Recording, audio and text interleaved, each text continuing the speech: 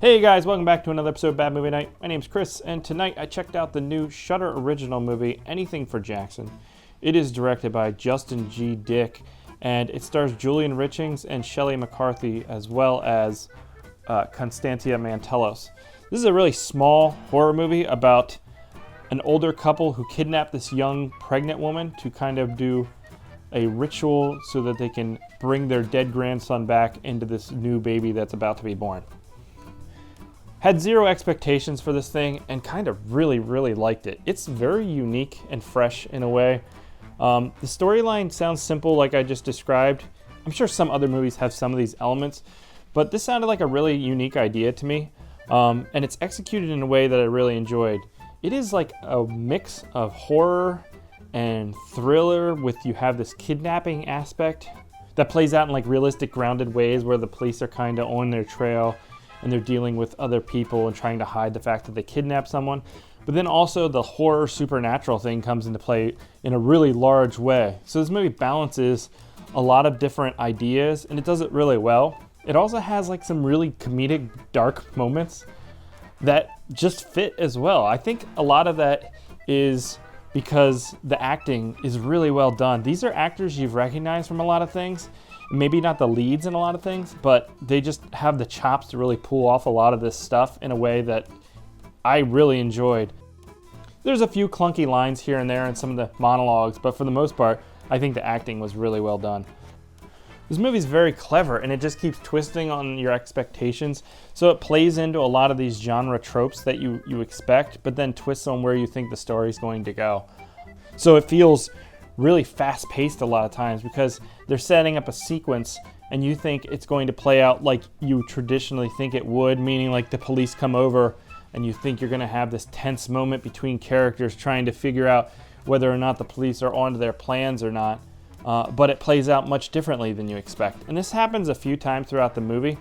So it just kept me really compelled throughout the whole thing. And it made the pacing seem really brisk in a really positive way.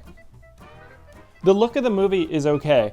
There's a few scenes where they use some really wide-angle lenses that cause like distortion along the sides and stuff like that. A few moments here or there where it just felt like a little cheap.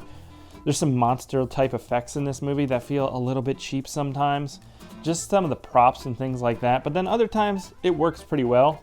There's some other creatures that show up. One that is just like an actor who can contort his body in creepy ways. You've seen it in other movies, and it's done in this as well. It's not really heightened with any visual effects though, so it just feels like this actor kind of contorting everywhere. And while it's still kind of disturbing to see, I don't know, it didn't really scare me or anything like that. I mean, this movie didn't scare me at all, but I did watch it with my wife, who's not accustomed to many horror movies, and it did really affect her. So I think this will work for a lot of people.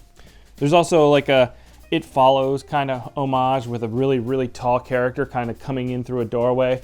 That visual was really effective in It Follows, and it works to some good effect in this as well.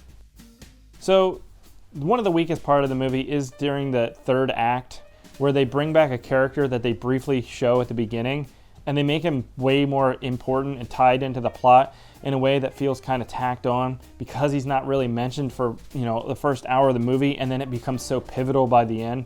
So besides that, I think that's the weakest aspect of the movie. The very end is a bit anticlimactic feeling, but it is the natural way to end the movie, so I think it makes sense.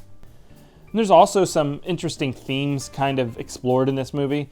You have this very wealthy old couple who are just so entitled because they have the wealth that they can buy whatever they want. So there's kind of like this class and privilege social commentary throughout the whole thing that I did think was pretty interesting.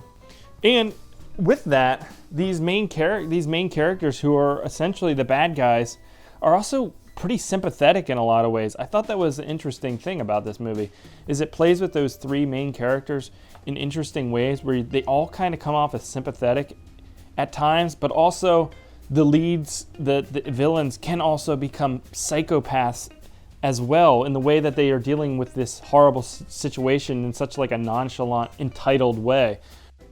So all in all, I really enjoyed this. It's a small-scale horror movie. It feels unique. It feels fresh. It brings a lot of elements together that just kind of work all cohesively. There is a little bit of a misstep, I think, during the third act, but it didn't ruin the movie for me at all, and I think it's definitely worth checking out. So Anything for Jackson comes out on December 3rd on Shudder, and if you have a Shudder account, I think it's definitely worth checking out.